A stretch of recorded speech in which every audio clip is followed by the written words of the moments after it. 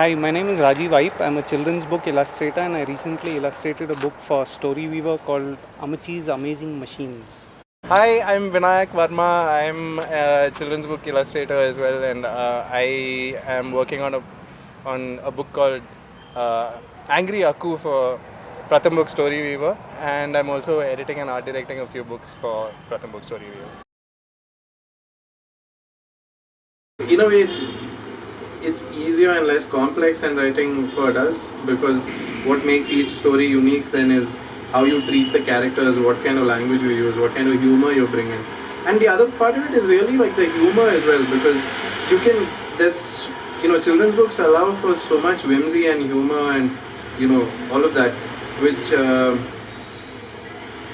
I think, adults somehow have, need to be taught that.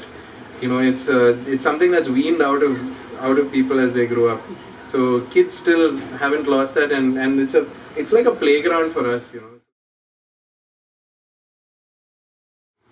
I don't think it's a clear cut. First some words come, then some images come, then some words come, then some images. I don't think it needs to be, at least in my case, I can see clear images, but the words. First you figure out the story, right? So that getting that story arc right is a crucial part of it, and then there's character design. Yeah. And then what you want the final images to look like.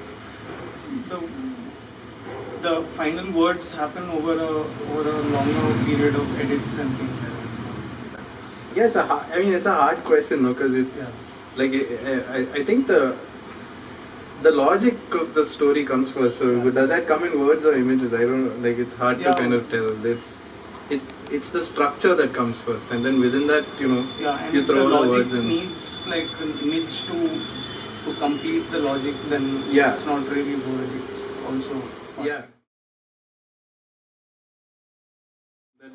There's this approach to learning that Richard Feynman always used to advocate, which is basically, if you can kind of simplify, if you can learn something and then in simple terms explain it to a child or explain it to someone else who's not an expert in the field, then you've learned it well enough and you're successful in having done that. So and if you've not been able to successfully do that, then you have to relearn it, because you've not kind of figured out the basics of it.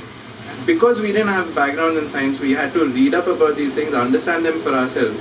And then, our strengths really, I think, for all of us is basically story and artwork and all of that. I actually think that for all these books, the most important thing is story. Because story is the gateway, basically. It's a great medium to pass on exactly, and embed those concepts into, so that it's practical, you can relate to it, and it's not like a very theoretical thing that you don't see in. It's a well-told story. Then part of it is that I think if you can just get kids to engage with the story, then, and even if it's just like a by the way kind of thing, if the science just kind of creeps up on them, that's fine, so long as, because if it's bludgeoned into them, then they won't, they're not going to see it. They're just going to be seeing stars. They're not. In this case, Pratham Books and StoryWeaver, then mission to put a book in every child's hand. I think that's part of the reason I'm really keen to work with them.